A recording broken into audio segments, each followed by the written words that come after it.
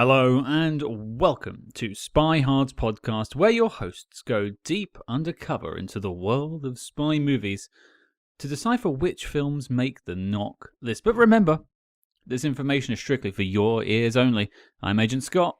And I'm Cam the Provocateur, having a holler and hootenanny at Flirty Gertie's. You practiced that one, didn't you? No, I didn't. Wow. Well, Thank this is our 99th official review. Yeah, what a great penultimate episode before the 100th episode. This is how you kick it in the doors for number 100. It truly is a momentous occasion, and we thought we would have a little sing and dance about it. And, well, we've stumbled upon quite an interesting film this week, and so I thought we needed to bring in a singing and dancing expert. It is Danny from the It's a Musical podcast. Hello, Danny. How are you doing, sir? Hello, I'm very good. Thank you for welcoming me to this Wild West romp. Yeah, I mean, you've been around talking to us since like day naught, I think, on Twitter and such. And I know you're a big spy movie fan, but it was like trying to find the Venn diagram of spy movies and musicals. And we may have just stumbled upon it this week. But I think before we tackle the film, let's talk about you a wee bit. So I mentioned at the start you're from It's a Musical podcast. Tell us a wee bit about that and how it got started. So that was our lockdown project, me and my now fiance, where we had nothing to do. We just moved into our flat on March 14th, 2020. And then 3 days later, we were isolating. We thought, what do we do with ourselves? What on earth are we going to do to keep us occupied? And we decided, let's start a podcast. And we talked about it since we'd started dating, that I knew nothing about musicals and Drew loves musicals. And they thought, what better way to integrate me and make sure that I was marriage material than to force me to watch all the musicals. And here we are. I think we're on episode 116 now. And it's crazy. I didn't know there were so many musicals. I have a question for you. I guess maybe two questions here. Yeah. So when you start on this musical journey, what's the first one that wins you over? And then also, what's the first one that makes you go, I don't know about this? I think the first one that made me think, I'm not sure about this, was ironically number one with Joseph. Right. We did Joseph and the amazing Technicolor Dreamcoat, and I wasn't sold. I have a fun story about that musical. Would you like to hear it? Yeah, absolutely. Now, this probably shows a few things about me, but those who know me well know this is pretty on par for what I'm like. When that came out in the early 90s, I think, or perhaps the late 80s, when that was really popular and the song was like in the charts, I had a copy of the record and I would sing it repeatedly around the house. So much that when I was out with my mum walking down the high street one day, we went past a fire station and I cried until I was allowed to go and sing it for the firefighters. So at about the age of 4 or 5, I sung, I close my eyes, pull back the curtains, to about 20 firefighters. And I got a lovely round of applause. And from that moment on, I've been a Technicoat wearing kind of guy. I was praying you were going to say you were 25 at the time. Yeah, this was last week. And sorry for the singing and sorry for everyone's ears. Oh, no, it's better. It was maybe better than any of the singing we're going to get in this one. Well. So, Danny, the follow-up there was, what was the first one that actually gave you confidence about the journey you were going on with It's a Musical? I think it was episode 5 when we did My Fair Lady, because I just looked at it and realised that musicals aren't just this kind of like platform for an hour and a half to have a bit of fun. You know, it's all just singing, dancing, but nothing with substance. Like, I watched My Fair Lady and I just loved it. I thought it was perfect. And I realized there is so much more to like musicals as an art form and as a medium. And yeah, like gone from strength to strength since then. There's been some good, there's been some bad, there's been some ugly. And have you found there's been any, eras that jump out at you or a style of musical that has become your favorite? I know I'm going to have a great time when we watch Star Kid musicals. Like every single time we're going to those ones, I know that I'm going to have fun because there's the element of parody and a little bit of gross out over the top humor. I'm really ashamed at how much I've enjoyed Andrew Lloyd Webber's musicals. Like, there's a part of me that feels like I need to just bathe and scrub myself clean because, with the exception of Joseph, I've had a great time watching every musical we've covered that he's involved with, which does make me feel really gross because he's gross. Phantom is a wonderful spectacle to see it live, at least. Anyway, I would say. Yeah, we've not had a chance to see it at the theatre yet. I mean, Drew has seen it a few times at the theatre, but that's one of the ones I'm desperate to go see in London just for like the end of Act 1 chandelier drop. Well, that's It's a Musical, and of course we'll talk a little bit more about that at the end of the show. But I mentioned at the start you're also a bit of a spy movie fan. I am. So you are, and so we have to check your credentials because you're coming on to talk about spy movies. So my question is always, what's your favorite spy movie? Oh, that is an impossible question, isn't it? Because it depends really what mood I'm in for. Do you want something like really serious where you're kind of going along with it as your insert character, or do you want something that you can just watch and laugh? Like the amount of times I've watched the Austin Powers or Spy Kids films just because I need something on that I can sit, relax, I don't have to think about. I know controversially, I really enjoyed No Time to Die. Like, I just haven't had a cinema experience like it, where at the end, like just being part of that ending, and you know, I was listening to one of your recent episodes, and I can't remember which one it was, but you were talking about that you're falling out of love of going to the cinema because the amount of noise that you go when you go there, and just being there, and you could hear a pin drop, and even as you were leaving, nobody was talking. Everyone just felt like they'd been gut punched. I don't know. I think I would always say is like pure comfort film. It is Austin Powers or the Bourne franchise. Like when I started to fall out of love with spy films because they all felt pretty much the same, Jason Bourne was like really like a breath of fresh air. I just loved it so much. Probably Bourne Supremacy. Like the second one for me was my favorite one. Yeah, that was our favorite as well. Bourne Ultimatum's good. It's not controversial to like No Time to Die. People online like to make it controversial, apparently liking the fact that they closed a story arc in Bond, which is something that's basically almost never been done, is controversial. I mean, they need to check themselves. I have no time for that. Yeah. There's a pun there. Oh, wow. Yeah, you're welcome, everyone. But no, I mean, we've not done the Austin Powers films, but I completely get it. Like, there's this whole corner of spy movies that is not really about these complex weaving plots. It's more just about having a bit of fun and a romp. Yeah.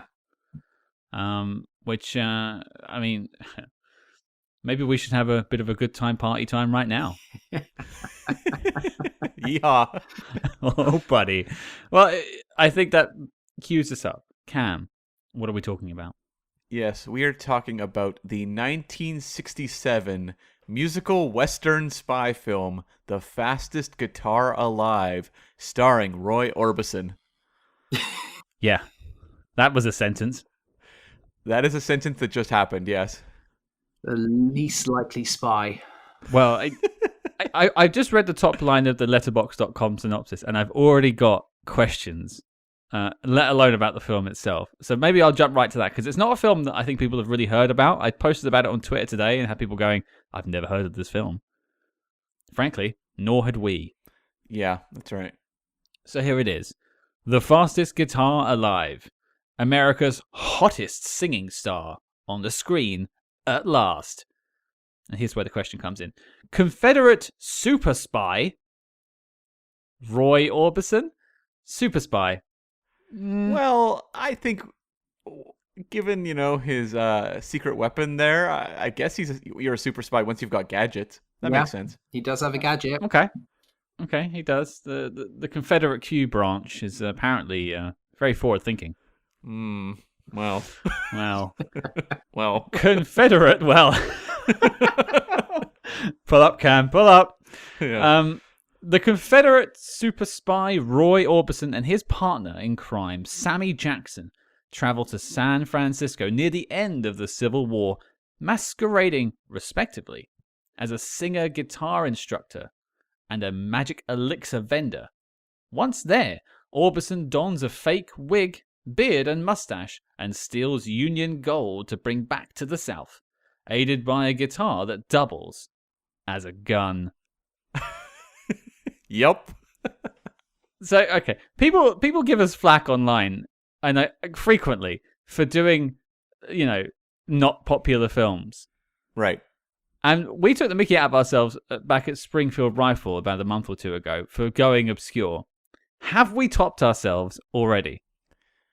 I I think like a movie like this, it's ultra obscure, but like the fact it stars Roy Orbison somehow raises it above, I think, the level of some of the other ones we might do on here that are like even more obscure. Like this one has some curiosity about it. It has, I don't want to say cult fandom around it. I don't think that's true at all. But there's a certain amount of people that at least recognize it as an oddity. I think it probably has more entries online than, like in terms of reviews on IMDb than Springfield Rifle did. And perhaps The House on 92nd Street too. Maybe British Agent as well. Yeah. Well, usually we ask the question, what's your original connection? Did you see this in theaters? But I don't think any of us did. I'd never seen it. No. None of us had heard of it either, I assume. No. Well, maybe we could ask a different question. Sure. What was our connections to Roy Orbison? That's a great question, Cam. Danny, you first. I recognized the name, and I feel like he possibly did Christmas songs. And I know he did Pretty Woman. That's about it. I have no real connection to him. I was just like, I recognized the name, and I had to do a quick Google. I was like, why is it a big deal that this is his like film debut? Oh, that's because he's a well-established like pop star of the time. And then I saw, oh, Pretty Woman. Oh, I know him then. No other connection. I can't say I have a connection to Roy Orbison like himself. I was I still am a massive Beatles fan, but I was a huge Beatles fan in my early 20s. And as part of like discovering their discography and their solo discographies, I found out that George Harrison formed the Traveling Wilburys with Bob Dylan, Roy Orbison. I'm forgetting a bunch of names. Tom Petty, and there's one more that's escaping my mind, and Ringo Starr jumped in from time to time. And that was how I sort of got into Roy Orbison's music, and then I sort of traveled back into listening to some of Roy Orbison stuff. But yeah, the Traveling Wilburys were my sort of gateway drug to Roy Orbison. But what about you, Cam? For me, I can't say that Roy Orbison was like someone my parents played a lot when I was growing up, but they did have the Pretty Woman soundtrack. And that was something that was played on like every, major car trip we went on. And so that, of course, had Oh Pretty Woman on it by Roy Orbison. So I was very familiar with his voice just from being on all of those car trips. And then as I got older and into films, it was more like I recognized his music through its use in film. David Lynch was a big fan. And you've got In Dreams in Blue Velvet, which is like one of my favorite scenes in like film history, where Dean Stockwell lip syncs that song. And then you also had Crying, I believe, in Mulholland Drive. So like uses like that really jumped out to me. And there's something very haunting about his voice. It's like you would almost swear it was like run through filters or something to make it sound like that. It sounds just all kind of ethereal. And so I always thought it was really fantastic when you paired it up like with David Lynch stuff, for example. Yeah, his voice really stood out among the crowd, especially when I was doing some reading about him in the background research for this. That was kind of what he was known for, was his voice. But he was never really known for like his showmanship or anything like that. It really was just about the voice, which maybe is something we'll tap into in a little bit. Perhaps. But Cam, I am curious. I'm sure it was a whirlwind affair. How did Roy Orbison get his fastest guitar? This is more interesting than I really thought it would be. Wow. So a little bit of just background for those who don't really know Roy Orbison, maybe younger listeners. He was a Texas-born musician who had started off in a country western band as a teen before he was signed by Sun Records in 1956. But his real success would come just a few years later when he would be signed to Monument Records, where he would have a run from 1960 to 1966 with 22 singles that hit the Billboard Top 40, including songs like Only the Lonely, Running Scared, Crying, In Dreams, and Oh Pretty Woman. And he had like a just powerhouse 6 years there. But it hit a point where like record sales were kind of going into decline for him towards the end of that 66 period. And he was also in a very tumultuous marriage to a woman named Claudette. And there'd been infidelities. They had divorced and then reconciled. And they were both big motorcycle aficionados. And they had been introduced to motorcycles. She was a lifelong fan. He said he was introduced by Elvis Presley. And they were riding home from Bristol, Tennessee, when she was struck by the door of a pickup that had pulled in front of her and was killed instantly. And so, tragic event. And Roy Orbison, obviously grief-stricken, threw himself into this project, The Fastest Guitar Alive, to kind of keep his mind focused elsewhere. And he worked with songwriting collaborator Bill Dees on creating the soundtrack. Like, that was what he was doing, sort of following her death. And how did this movie kind of come to be, this project kind of fall into his lap? Well, it was originally intended to be an Elvis Presley film back in the late 50s. It was going to follow up Love Me Tender, and Elvis ultimately passed on it and instead did Loving You. So this script just kind of sat by.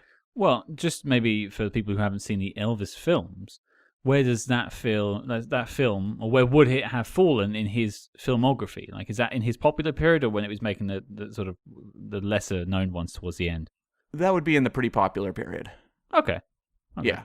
It's when you get towards the later 60s, that's when the movies, kind of mid 60s is when they kind of get lesser and lesser. But this is sort of like the I don't want to say the rise of the Elvis movies, but they've kicked off and they're consistently doing well. Gaining momentum.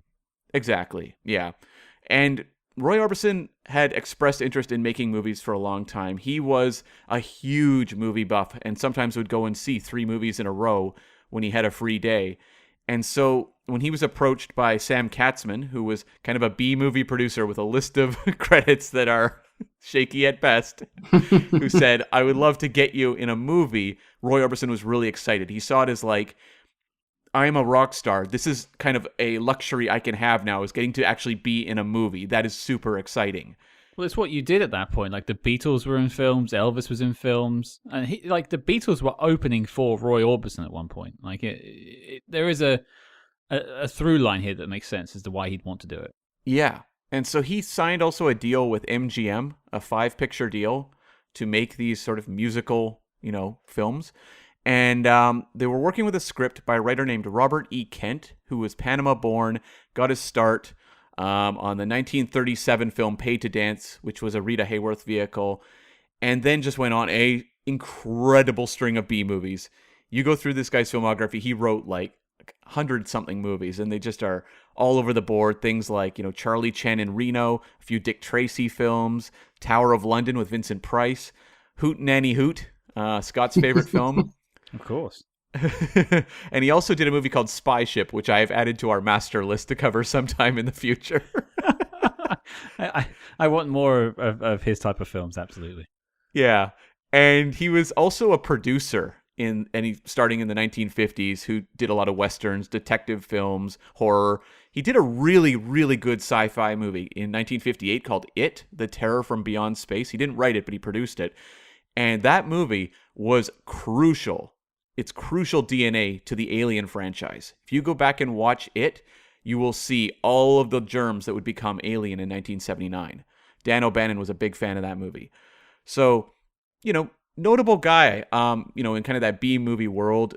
And Fastest Guitar was one of his final films. He would do a couple more things after. He did a few Wild Wild West episodes, as well as a film called The Christine Jurgensen Story in 1970, and then he wrapped it up. So you had a very, stable kind of B-movie writer just cranking these things out. I was just quickly looking at his IMDb. He has a ton of credits, you're right. Quite the story. But there's nothing wrong with a B-movie writer. We've had plenty of B-movies on the show that have given us a world of joy, so that's all fine. Definitely, yeah. And the director, who is also kind of interesting, his name is Michael D. Moore, and he's Vancouver, BC born. He's the first person I think we've covered on this podcast who's from where I'm from. That's always exciting. Yeah. Given what we've got to talk about today, is that a good thing? Yes, it is, and I'll tell you why. This guy's fascinating. So he began as a child actor in 1919 and appeared in a movie called The Unpainted Woman.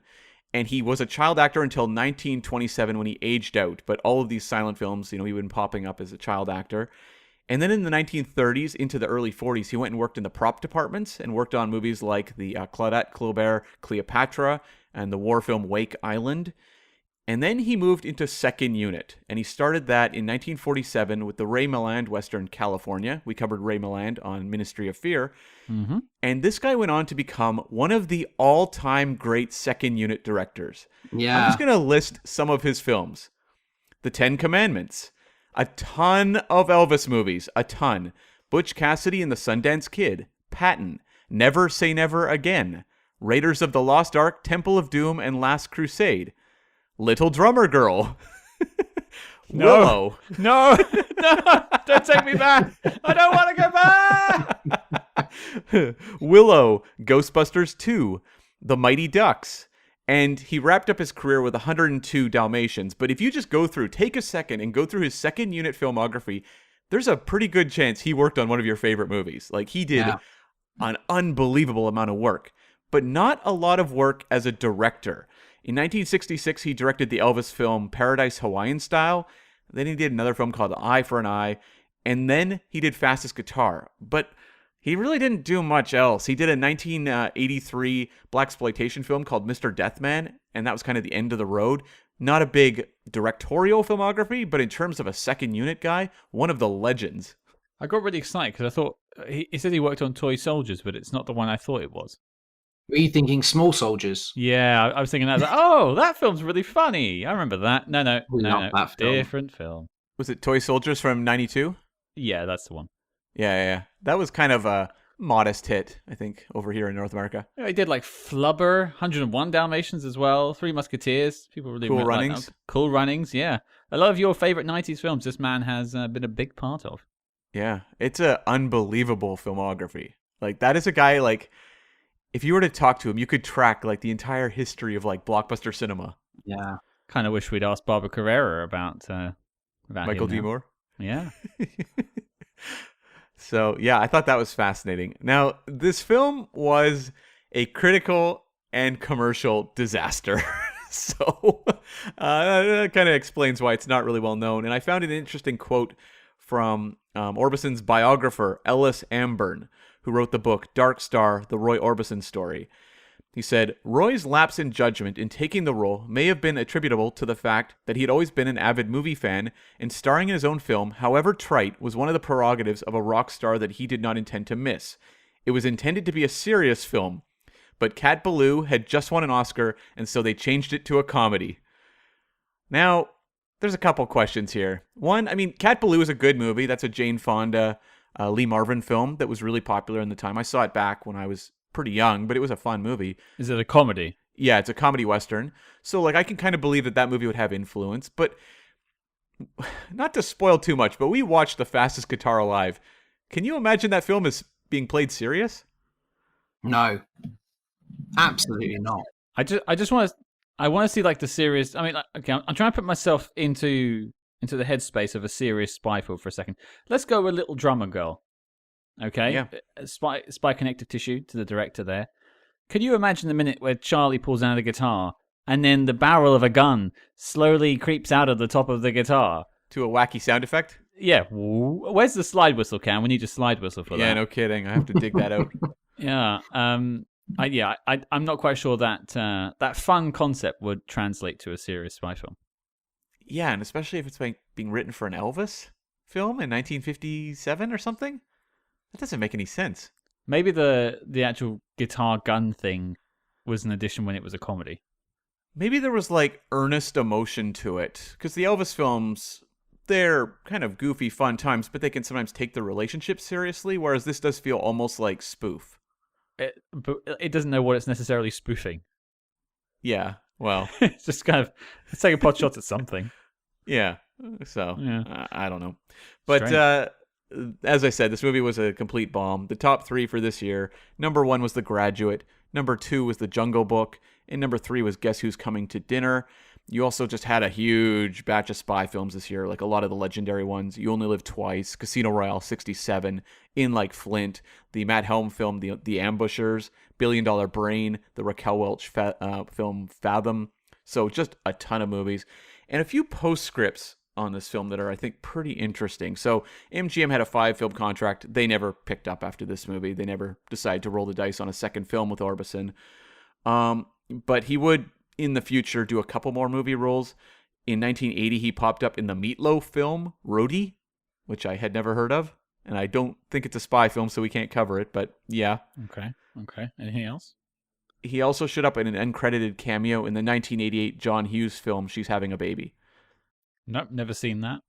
It's one of the few John Hughes I haven't seen, actually. No. I should probably remedy that. But it's interesting. By definition, he truly was the fastest guitar because he burnt through a 5-picture contract in one film.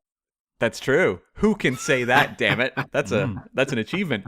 And, Roy Orbison, this film was kind of spawned out of tragedy, and tragedy would continue to haunt Roy Orbison going forward. Like, the year after this movie was released, his 2 eldest sons died in a house fire while he was touring in Britain. And then his career just kind of spiraled out. And it wasn't until the 80s when there was a real revival because of people like David Lynch, who I referenced, the Pretty Woman soundtrack in 1990, but also a lot of musicians who were rising and becoming the big names in that 80s, 90s period started really paying tribute to him and how important he was in influencing them. And he had, a pretty consistent run through the 80s of being recognized as a legend, but he did die on December 6th, 1988. So it was a pretty short-lived, kind of reassessment of a career that he was around for. But to this day, he's considered one of the legends of his time. I'll always remember when I was sort of discovering the Traveling Wilburys and listening to that first album. He's on basically all of the tracks. Some of them he's leading, some of them he's just backing vocals. And they recorded the first video for Handle with Care. Everyone's in it. George Harrison, they're all singing. And then they did the second single, which is End of the Line, which is one of my favorite songs of all time.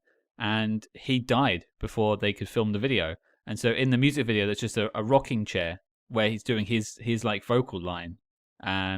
And it's like a really haunting image. And it actually makes me a little bit emotional thinking about that because it was very important song to me. But just remembering that from the video and like their tribute to him, it was quite moving. Yeah, he's like one of the all-time greats and has just had so much influence. I mean, this movie is ultimately a blip on the radar of Roy Orbison, but it's kind of fell in a really fascinating time period, which really blew me away. And I also stumbled across something that I think there may be a fan of this movie out there in the form of Quentin Tarantino, who used one of the songs from the soundtrack for this movie, a song that's not in the movie, but there is a song on the soundtrack called There Won't Be Many Coming Home that plays at the end of The Hateful Eight. Wow. Yeah. Okay, so it's not even featured in the film, it's just in the soundtrack. So Roy Orbison recorded the song, I assume. Yes. And I know that song very well because it's an incredible ending song for that film, but I didn't realize, up until last night when I was doing the research, that it was attached to Fastest Guitar Alive. Joining us on Friday for a Spy Master interview. No. I wish. Oh, that would be amazing. Yeah, but hey, Quentin seems like just like the kind of chap that would have found this film somehow. I guarantee he has a 35 millimeter reel of it in his house. He might just have the fastest guitar. He might. Oh, I could imagine him buying that. Yeah, someone has that prop. God. I guarantee it. There's probably a couple, right? There's got to be like one that extends, one that's like stuck. Yeah, there's got to be a few of them out there, or they're stuck in an MGM archive somewhere. Yeah, I think the thing with this film that just shocked me the most was like how late it was. Like you look at it and I just thought it was like from the 40s or from the 50s. The fact that it's 1967 and you've got 3 Bond films at the time. Yeah. And like big ones. You Only Live Twice. It's like a very cinematic feeling Bond film. Yeah. And this feels very small scale. TV movie almost. And also just in the realm of Westerns, this feels like it's doing like classic Hollywood Western, like Westerns from like the 40s or something. And we are well past that. We're coming up to like the Wild Bunch. The Clint Eastwood, spaghetti Westerns are out around this time. I think they're all out by this point. So it's like they've already reinvented the Western for this new generation. And this movie is like paying tribute to Westerns that aren't made anymore. Yeah. Quite an interesting tale we've woven in just talking about the behind the scenes, but I think it's time we all gathered close and snuggle huggled to talk about our thoughts on the film. Danny, you're the guest. you first. What did you think of The Fastest Guitar Alive? It was an experience. I'm really glad I watched it, but I think I didn't go into it knowing anything, just other than the Roy Orbison stuff, and I was enjoying it until the two things that really took me out of it is firstly the representation of the indigenous Americans. That was just like, okay, it's that sort of film. Okay, it's of a time period. For me, what really was then like, what am I watching? Is the fact that they're on the Confederate side. And then I'm just like, how do I invest in these guys? Aren't the Confederates the bad guys? You know, imagine watching like a Cold War thriller and you're trying to root for the Russians. I just felt like very like dirty, like trying to go for these guys. I'm like, how do I root for them as the good guys? It's a very valid point. I wrote that down in my notes. You know, the premise is difficult because your protagonists are not necessarily working on the side of good. Yeah. But I suppose the only thing I would say is all a matter of framing, because I'm not standing behind the Confederacy here. It's more of a case of, take for instance your example of the Russians during the Cold War. If you build a protagonist that has a sympathy and a sympathetic story behind them, and they're trying to do good in the machinations of the Soviet Union, then you can kind of invest in them as a protagonist. This doesn't really do anything to build any sort of investment in its lead. Exactly. And I don't know if that's partly the acting chops of Roy Orbison. I felt far more attached to Steve at times than I ever did Johnny. Can you just reframe? It's acting chop. He only had the one. I felt far more attached to Steve at times. I thought he was really like competent, and I was like, oh, I'd like to see more of him. There's some really good like spy tropes though. You know, I was skeptical at first. How much spy activity are we going to get in this? You know, you've got costumes, you've got a fancy gadget with this great guitar.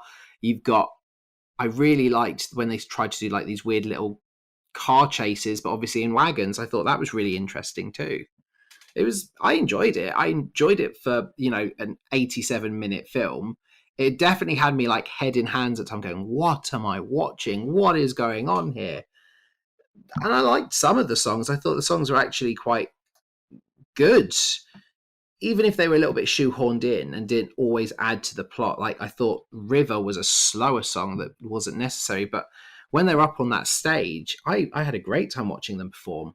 Well, that's actually a really interesting question to bring up, maybe as part of your top line review. And you said like you like some of the songs. Is there any that really stood out to you? I mean, personally, I was a big fan of Pistolero. Yeah, Pistolero. That really holds up, I think. Maybe not so much Medicine Man. That one's not good. That one is not good, Scott. Pull up.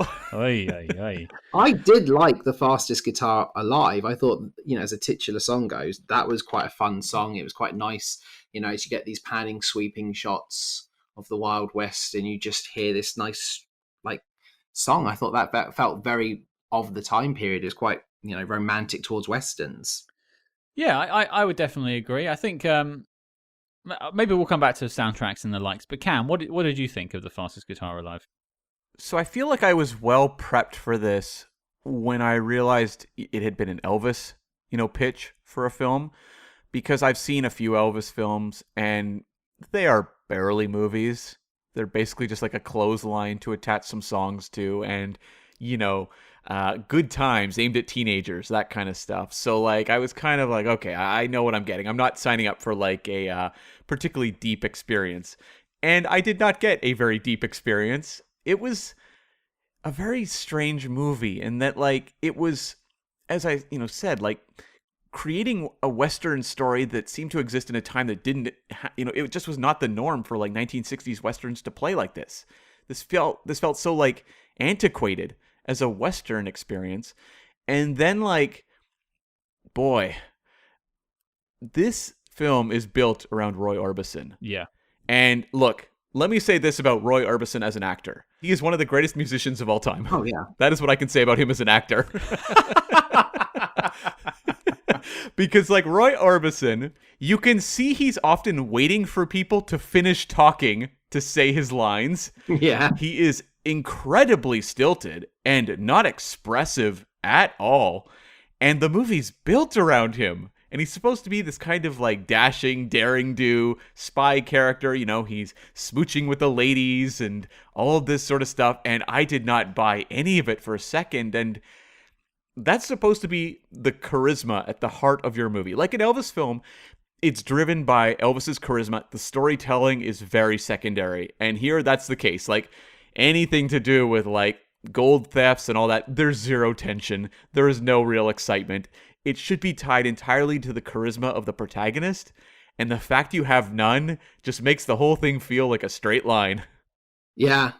And I wonder if they maybe steered into, as time went on, going more comedic. Because there's that brilliant bit after they've blown through the wall where he's like, I'm blind, I can't see. And it's because like his beard has gone up over his head. And I wonder if, you know, how that was shot in terms of the sequencing. Had they geared into more, right, he's not a leading man, but he's got some comedy to him, so let's lean into the comedy. Doesn't matter that it doesn't fit in now because we're filming out of sequence, but we'll add that in.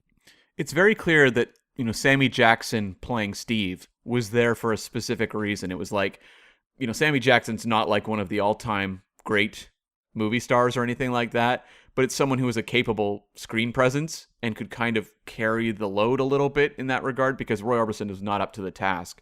And it's notable they give Steve most of the exposition and a lot of like kind of the bigger dialogue passages. So I mean, with Elvis, they'd often pair him up with another actor as well, but Elvis just had a natural screen charisma that Orbison just doesn't have. Yeah, I know myself, and I do believe Danny is the same. You know, we like a bit of professional wrestling.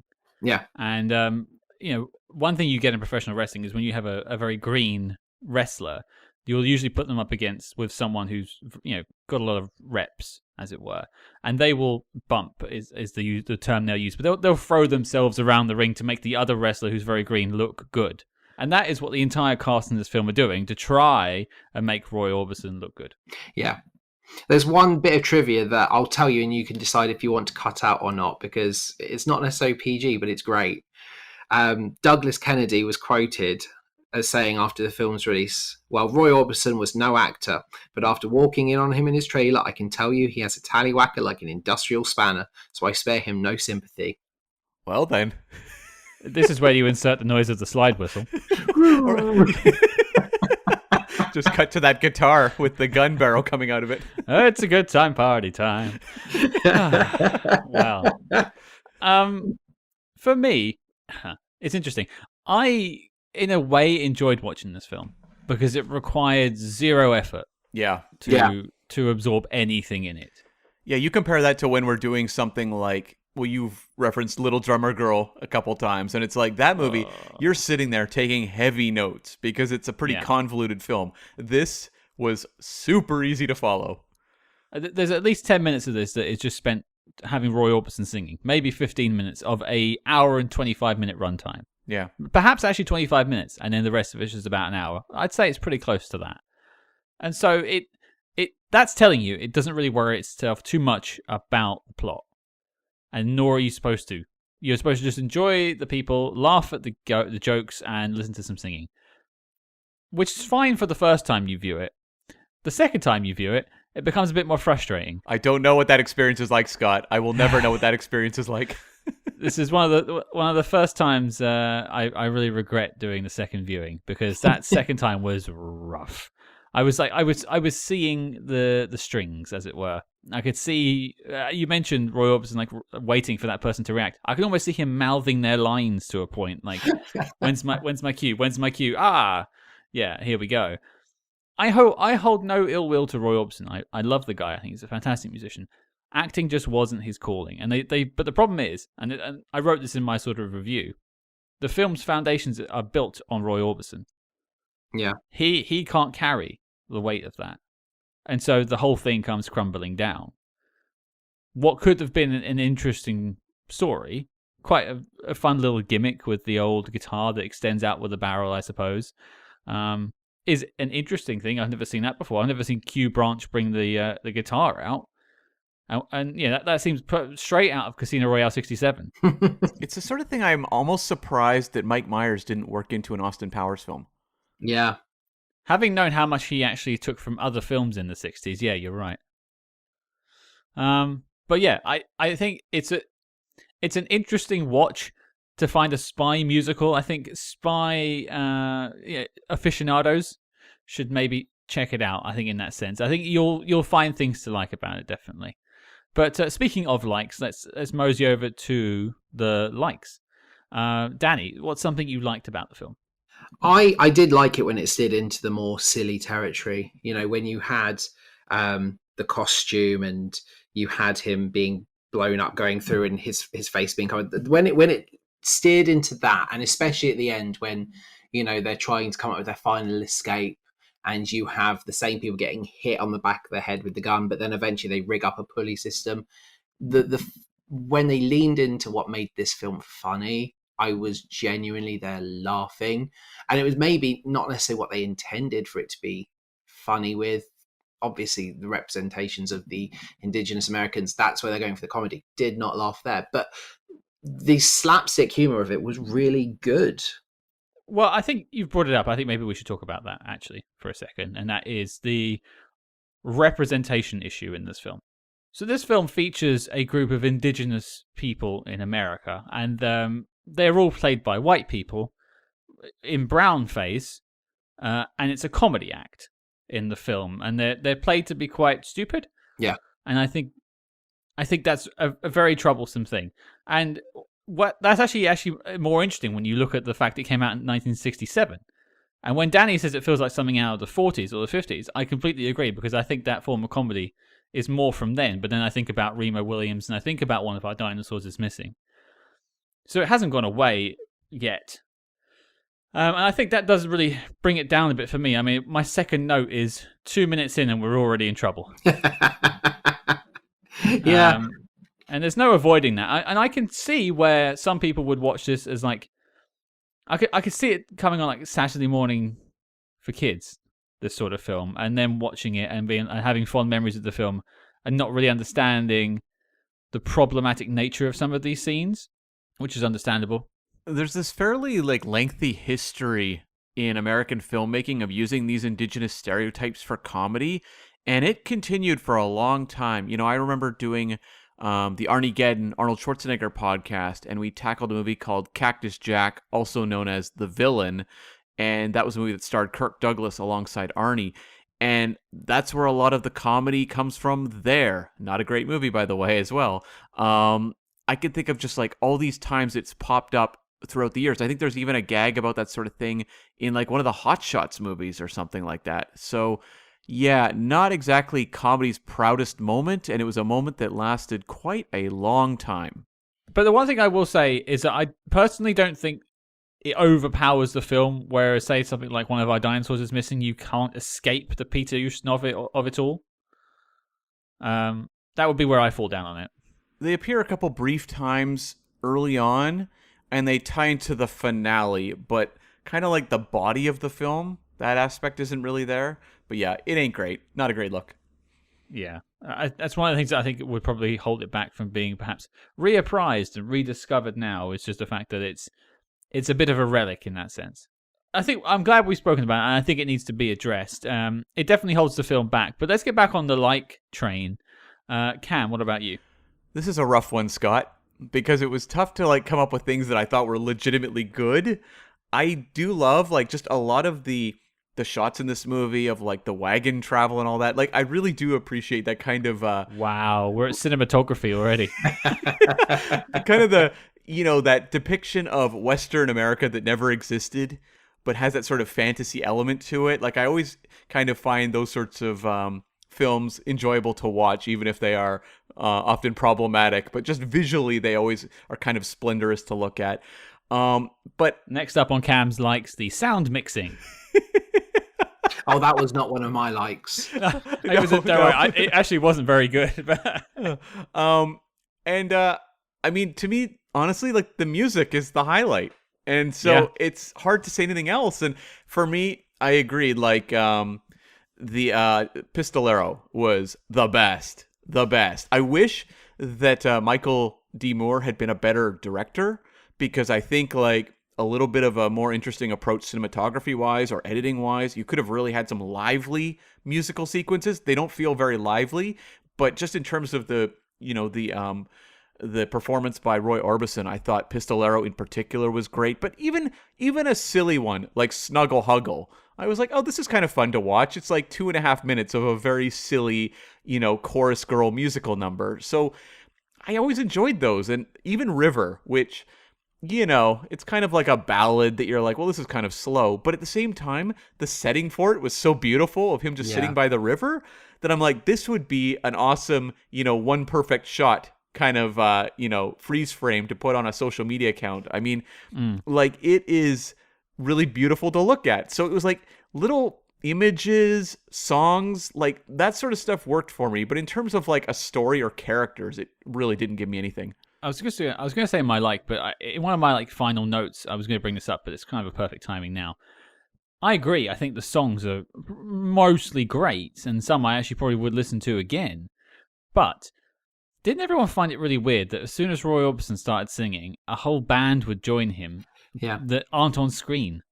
Yes, or like sometimes it was like a full orchestra. It sounded like, whilst he was actually in a wagon. Yeah, they were all in the back, guys. You can't see them. They're hidden away. See, that's the thing, is like the sound mixing early on for me, it was just like, it's so obvious he's being dubbed over. And, obviously that's technology of the time. And the songs were great, but it's when you have that, it does ruin the immersion a little bit. Well, you look at something like the Les Mis film recently. That's all live singing. Yeah, it is. And that's not them in the studio. That's like, and that shows in the film. Like the performances feel real. Well, I don't think they really had the ability to record actual live musical numbers at this point in time. So it usually was dubbed over, but it just really depends on how effectively it's done. So like if you're watching, one of like the really strong musicals of the time, say Sound of Music or something. Yeah. You go for the ride because they're pulling it off. Like I think Robert Wise directed that, I think. So like, you will kind of buy into the illusion. That's what you kind of have to do with those types of musicals. Whereas like one like this, I think breaks the illusion. And I think that's, probably not a particularly experienced director. They're not staged particularly well. The music has, as we've said, like all this like orchestra backing, and it ain't just a guy with a guitar. And that is where it really starts to kind of fall apart. And this was stuff I really picked up on my second viewing. And that's bugged me. But we're in the likes section. Now, unfortunately, you two have stolen my only 2 likes, so I'm going to really have to think of something last second. But I will say I like the concept of the film. I agree. You make fun of me for saying cinematography, and you're like... Okay, which part of the concept? Cam's going to grill me now because I'm not sure I have a proper answer to that question. No, I like the whole idea of this sort of super spy being sent behind enemy lines in the dying days of the war. Not necessarily saying I agree with their geopolitical stance, but I like that kind of, there's pressure. Well, there's meant to be pressure on them to get the goal, to give the Confederacy its last hope against the Union. That's a cool concept you can go yes and from. Unfortunately, it goes no, don't instead, and you end up with this film. Well, there's nothing like this movie. And so that's interesting. And there are other Western musicals. There's like Annie, Get Your Gun. Calamity Jane. Yeah, Calamity Jane. Paint Your Wagon. Best Little Whorehouse in Texas. Like there's a number of these types of movies. But there's none that have a spy element. So that makes this one interesting just for merely existing. And this is why we talk about films like this, because it's far more interesting than how do you... I mean... You can review Goldfinger, and we have reviewed Goldfinger, but at one point you go like, what more can you say about a film that's been constantly analysed in media for years and years and years? Whereas I wouldn't be surprised if we're the only person ever to speak about Fastest Guitar Alive on your podcast apps. So you're welcome, listeners. You're welcome. We do it so you don't have to. That's the slogan for episodes like this. You're quite right. We interrupt this program to bring you a special report. Calling all agents. Independent podcasting, much like the spy game, requires considerable resources. Whether it's research, equipment, hosting, or of course constructing a top secret volcano lair, we're putting out the call for your support. That's right. As you may know, we've activated the Spy Hearts Patreon, home of our ever-growing lineup of Agents in the Field episodes where we decode non-spy films from your favorite spy actors and full film commentaries with more intel than a Basil exposition briefing. Cam, what have we got in our crosshairs this month? Well, how about some sci-fi of the George Lucas variety? Because we are going to tackle Attack of the Clones, the second in our ongoing prequel coverage. Listen, you will. And if that sounds delicious, then become a true spy hard today and join the circus at patreon.com/spyhards. But before this message self-destructs, Cam, resume the spy jinx. Well, I think we might have plenty to answer in this section. Dislikes. Danny? I'm going to go for a fairly... because I've talked about the representation. Here's one. Is there supposed to be super spies, and yet I'm watching it and I'm like, you are idiots. You've done... So when they're going to actually do their mission, when they're going to steal the gold, the fact they rock up in their branded wagon really annoyed me. Because... anyone could be watching that. Any appeal for witnesses? Oh yeah, there was that magic elixir van at the time that was parked right outside and then left conveniently. It was that ineptitude of the spies who were supposed to be really clever that bugged me. I agree, and I think him saying in the letterboxd.com synopsis that it's a super spy, I have questions about. But I will say, James Bond tells his name to everyone. Yeah, this is true. And he does just fine. Yeah, it bugged me. It was a silly thing to bug me. I was just like, I was when I was saying, are they just trying to be like, have they sold me thinking it's super spy when actually he's really the opposite of, he's just this random person. And then it was like, maybe they could have done more with it if they just made it that he was this bumbling fool that had no idea what he was doing. Just to go from that point, you could easily adapt this and say, well, what if Roy Orbison's character was just a troubadour that was hired by the Confederacy to sneak into the Union because they wouldn't suspect him of being a Confederate soldier or spy because he has no tie, and they're just paying him, and he isn't a good spy, and he makes mistakes along the way. That's an interesting story. You think of North by Northwest. Cary Grant's Roger Thornhill is not a spy. He bumbles his way through a spy mission. That could have been funny. Oh, I agree. Was the Johnny character, as played by Orbison, supposed to be cool? Well, I think so. At one point, he's giving a guitar lesson to another woman while his girlfriend/fiance is in the room doing her hair. And when I say guitar lesson, I used air quotes, and I realized we're doing a podcast. So when I mean guitar lesson, they were making out doing the Snuggle Huggle on the couch. And it cuts to the guitar, and her foot is strumming the strings, and then the barrel slowly emerges from the guitar to a sound effect like... It's not the only thing that was making that noise. Well, I'll leave that image in your heads. You know where that scene might go. So yeah, he's meant to be... he's played as a Lothario ladies' man at that point, but I don't get the impression he really is. Well, no. I think it's because Roy Orbison is so unbelievably stiff, and that's not a pun about the guitar barrel. As an actor. Oh no, Cam, pull up. Wait, don't pull up. Don't pull up. That he's just he's in block of wood territory. And so I'm unclear if I'm supposed to think this guy is a cool super spy, because he looks like a guy who almost won a contest to be in a movie and has wandered in and is just looking to everyone for guidance. And I'm like, you're supposed to, I think, be the cool guy at the center of this movie. Yeah. Is Roy Orbison the Tommy Wiseau of spy movies at this point? No, because Tommy Wiseau tries. He gets on screen and he's like, I have no ability, but I am going to swing for the fences. I feel like Roy Orbison, I'd be curious if he was just very, very nervous shooting this movie. I mean, if you're trying to emulate Elvis, you're going to be nervous. Yeah. I can imagine there was a lot riding on this project for him. And so maybe the nerves did get to him. Yeah, you're probably right, Cam. Well, you can see that, like, Joan Freeman, who plays his girlfriend Sue, is like having to do a lot of the heavy lifting as well. It seems like everyone around him is having to kind of put in a little bit of extra effort to try to build his character up. I just saw this on IMDb, and I don't think I ever made this connection in the film. The 2 female leads are sisters. Yeah, the Chestnut Sisters. I did not connect that, no, when I was watching the movie. No, sir. No, sir. Well, we have a musical expert here, so of course Danny recognized these things before we did. That makes sense. It's very White Christmas in the way they're depicted. I think that you've got traveling sisters going about and touring with everyone, but it was like a throwaway line very early on that if you didn't hear it then you'd never have heard it.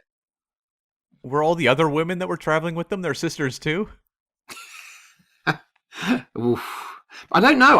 Because I missed them. I was like, where did they come from? And then I realized they were in the little wagon at the back as well at the start. Everything is in that wagon at the back. The orchestra, the sisters, the gold. The costumes. Wow. Yeah. That is a Harry Potter wagon right there. It's endless. Cam, what about you? Dislike? Oh boy. Where do I start?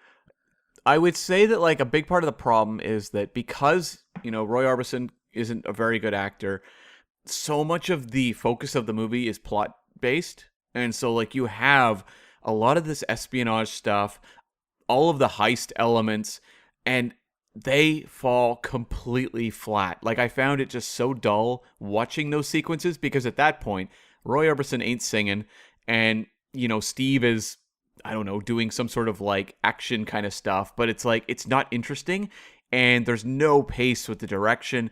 So like, this is an 87-minute movie, but like those sequences I felt like really slowed it down and they kind of take over the back half of the movie.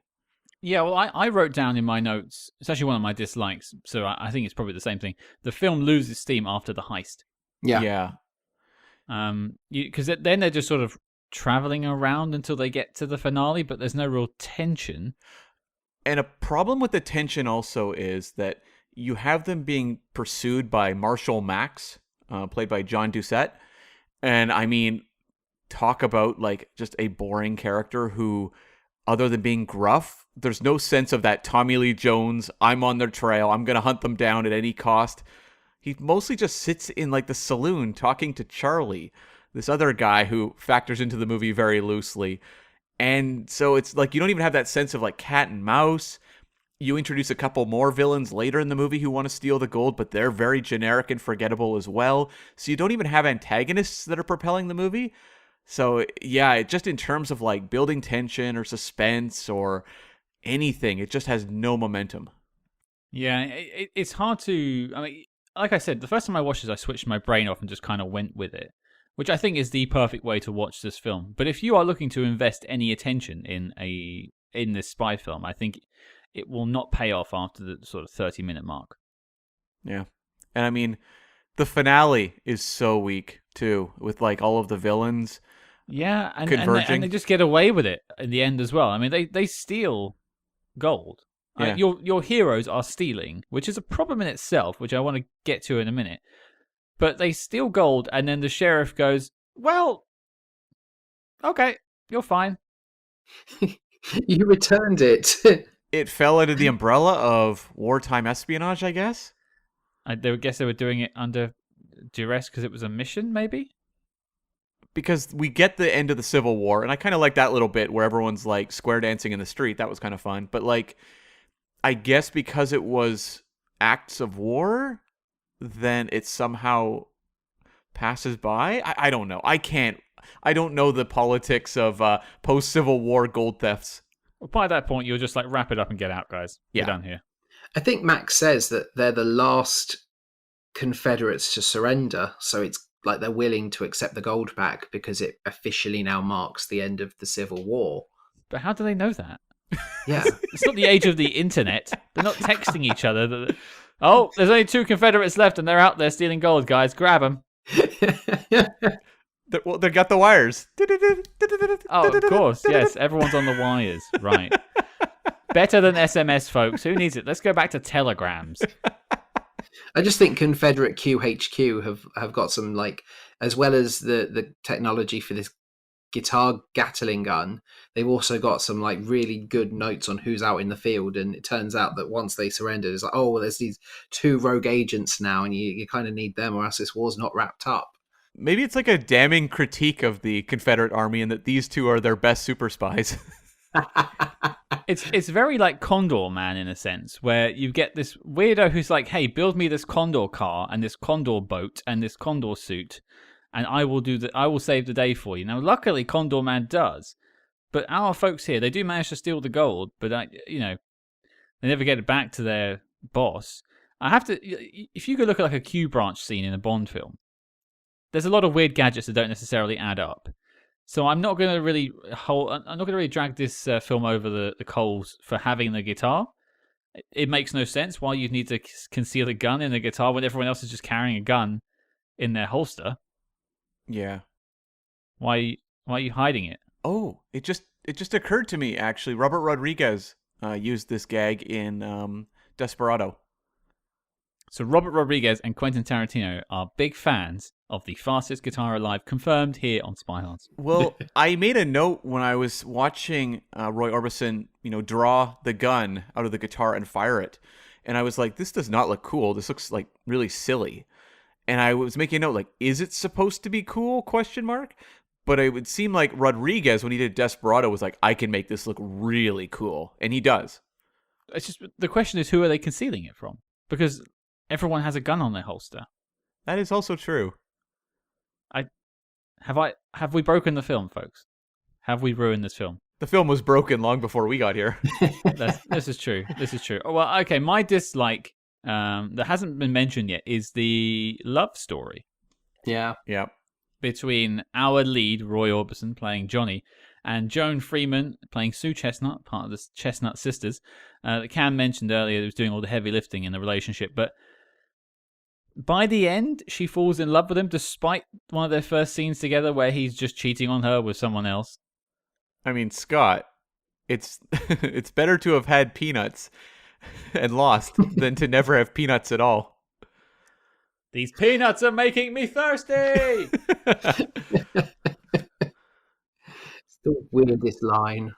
Yeah, I didn't understand that peanuts thing particularly.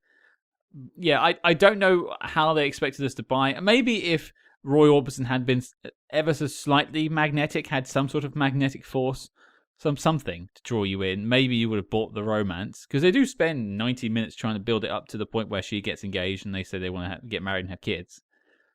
But because he's such he's like a rake standing up. It has nothing to him apart from the fact that he can play guitar and sing. He can do it well, but he cannot act. It's a tough romance to navigate, especially like you have the secondary romance between Steve and Flo. Flo played by Maggie Pierce, and like Steve is someone who's conflicted about committing to romance because he doesn't have any real money or anything. And you have a scene of them sitting kind of talking about their relationship, and I'm like, it's silly, it's very superficial, but like I kind of like just the dynamic of these two. I wrote down like, hey Steve, this Flo seems like a keeper in my notes.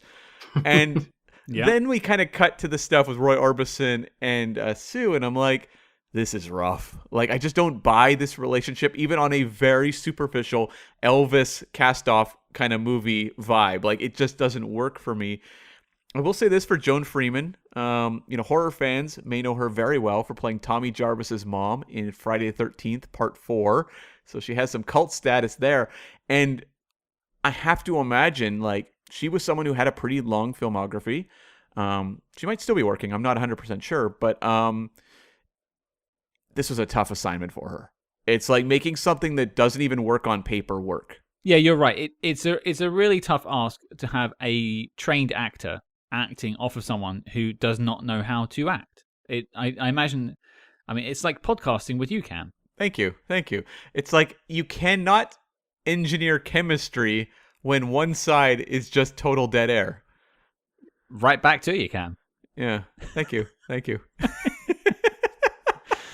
Well, I think we've made our thoughts on this film quite clear, but I think before we go to the knock list, let's just tackle any final notes people have laying around. Danny, anything else for us? I did really like one of the things in terms of like the spy element of it was when they did Rolling On, and that song was also serving as a coded message, like we're going to go to San Francisco.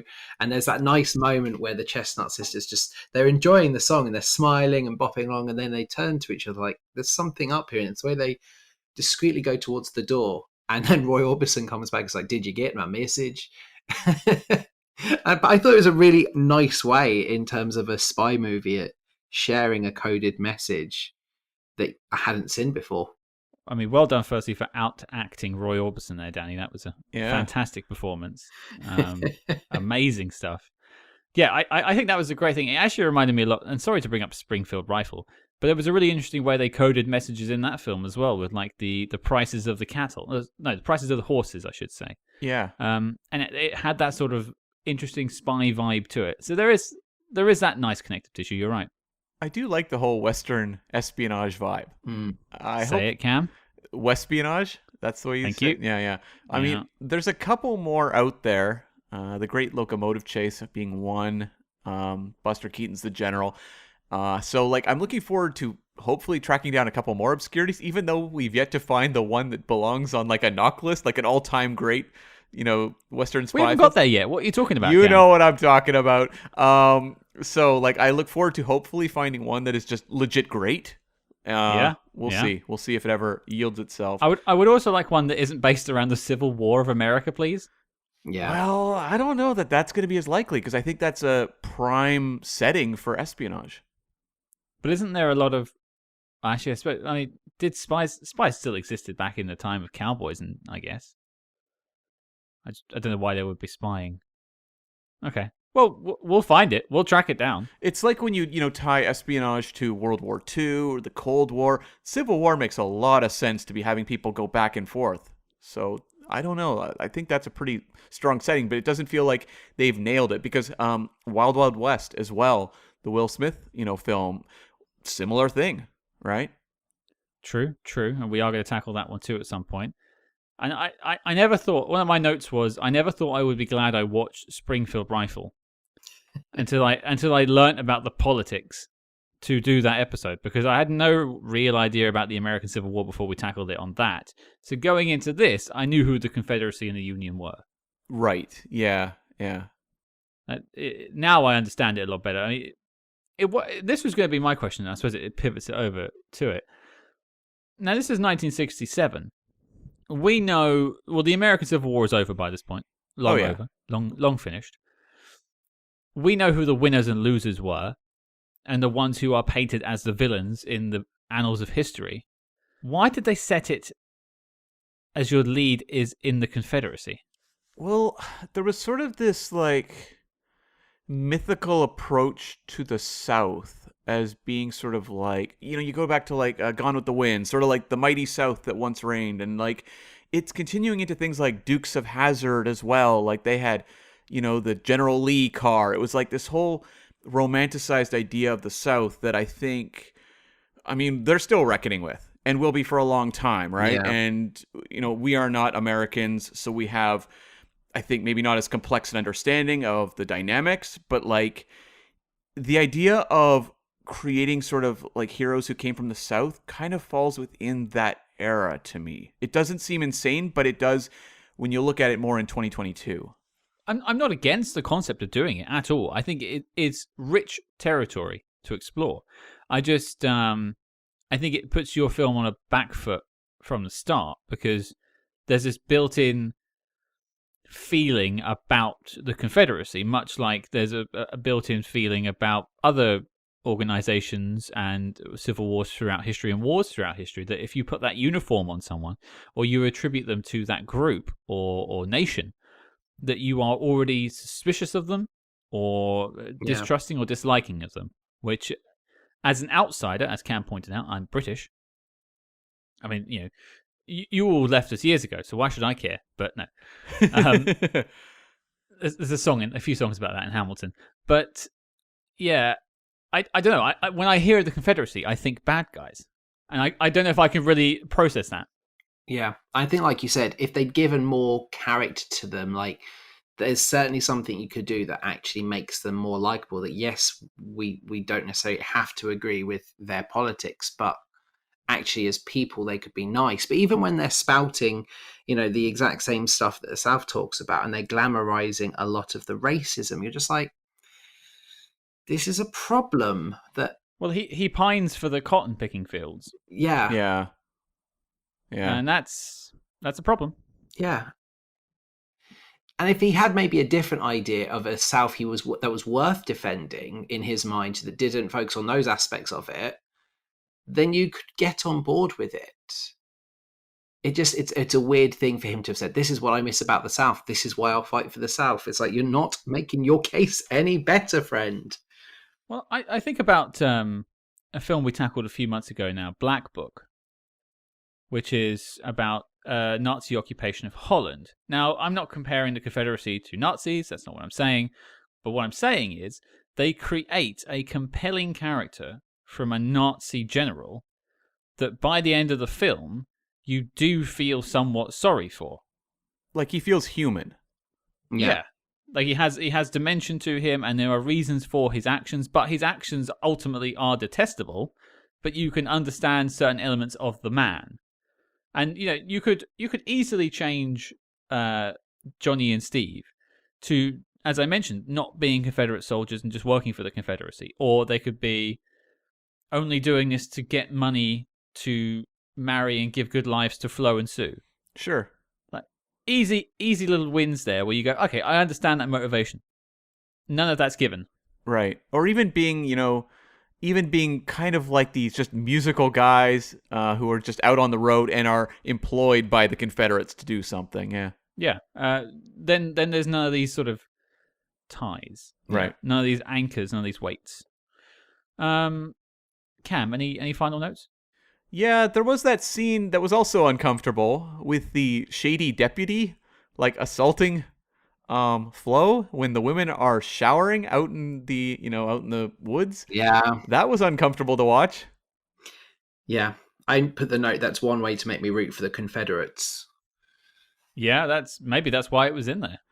Yeah, I didn't even think about that. Yeah, because that would have been like the Union side was attacking them. Yeah. Well, because if you extrapolate that further, the sheriff that he's working for also turns out to be a bad guy, as well as the owner of the tavern back in the place they first were in San Francisco, I believe. Yeah, Charlie, yeah. And so it's like capitalism is the problem. Yeah. Which I guess they sort of conflate with the Union. Maybe I'm reading too much into a very fluffy film. I don't know. Well, I think the thing is the movie doesn't want you to ask any of those questions. This is a movie that's just like, this is a 90-minute, silly ride. But it's introducing elements that probably were complicated in 1967, but are even more so now. Yeah, I don't think we're necessarily going to unpack them here. My only final note I had was I wish some of my job interviews were like the one they had at the end of this film, where they got jobs working at that bar, tavern place. By, hey, can you dance? Yep, gig's yours. I was so confused by that scene because I was like, wait, who is this woman? Like, why is she offering them a job? Does she know who they are? Thankfully, one scene later, it explained that she was in cahoots with Charlie. So I was like, okay, this makes sense. But I was absolutely baffled through the entirety of that scene. I think baffled through the scene is something I could attribute to a lot of this film. I will also say I really love the line, I could kill you with it and play your funeral march at the same time. Yeah, I wrote that one down. That's a good line. He had some good one-liners. Yeah. I did cringe at the shot of the wagon going in reverse, where they just like rewound the film. For a second, I was like, hey, can they do that? Oh, no, they just reversed the tape. They've just reversed the tape. It took me a moment to realise that. I was quite ashamed by it. But I think that's the impact of this film. Watching it for 87 minutes, my IQ dropped a few points. To be fair, Danny, you and I are around about the same age. Cam has been going since they were travelling around in wagons. It's true. He knows better than us. He does. He does. True. Yeah. Well, I think we've cast our final thoughts on the film. Let's get to it. Knock list time. Sorry, I was really trying to be earnest there. Is The Fastest Guitar Alive making the knock list? Danny, you're our guest. What do you think? As much as I'd love to mess with your knock list, no, it absolutely doesn't. I'm glad you hold it in such high regard that you wouldn't do that. I wouldn't do that to you. Some have. Some have. I'm not doing that to you. I've got too much respect for the knock list to dare put Fastest Guitar Alive on it. I mean, what's the slowest guitar alive? The one that the indigenous chief has and tries to use. Perhaps. Oh, yep. Good call. Good call. And what do you call? And the other question actually is just sprung to mind. What do you call the sequel? A faster guitar. Yeah. I was going to say the second fastest guitar alive, and it's like a duel. Oh, okay. I was going to do something with like the fastest guitar alive, Dead Stop, or Dead Reckoning, or something like that. You know, like you go with the Star Trek Into Darkness. Oh, okay. Of it all. No. You could also have The Day the Music Died, maybe. Oh, yeah. Okay. The string's broken. I don't know. Broken String. Out of tune. Out of tune. That's it. We've got it. Now Right, to start writing. Yeah, the sequel that no one wanted. 50 years in the making. Fastest Guitar 2. Who's the star of it this time? Oh. In 2022, who's the star? Harry Styles. Harry Styles was the first person that popped to my mind as well. Okay. Yeah. Sign him up. I'm sure he would love to do this, the sequel to this film. His agent calls him like, Harry, I've got the film for you. It's a sequel to a Roy Orbison film. He's like, oh, I love Roy Orbison. That's great. And then I'll send you a copy for the first film. You can watch it. But can you just sign the contract first? Why? Don't ask why. And then he gets it and, of course, doesn't sign up for it. But Okay, so he passes on it like Elvis did in the 50s. Sure. Who's the artist that does it? Miley Cyrus. Oh. You see, I feel like she Okay. gets first crack at a project. I don't know. I think that's because your musical taste is stuck 20 years ago. Harry Styles is kind of like the guy now. I have no idea. I'm so old and broken. You are. You're certainly not the fastest guitar alive. No. It would actually be a really interesting premise that, you know, it's like the daughter of the fastest guitar alive. And then if you want to have Roy Orbison's character, if you want Johnny back, obviously we can't, but we'll get Miley's dad, Billy Ray Cyrus, involved somehow. I don't want to see this movie. No. Hang on. And we're having silly crossover titles. You've got Fastest Guitar Alive. It's directed by the guy who did the second unit on Little Drummer Girl. Mashup film, The Fastest Drummer Girl. Oh my god, drum solo. Yes. Like, what's that film with J.K. Simmons? Whiplash. Whiplash, yeah. It's a sequel to that as well. It's all mixing in. Florence Pugh, your agent will get in contact. Oh, yeah. There we go. Florence Pugh would jump at the chance to reprise the role of Charlie. The greatest cinematic universe. It will trump Marvel without a doubt. The Spicy EU.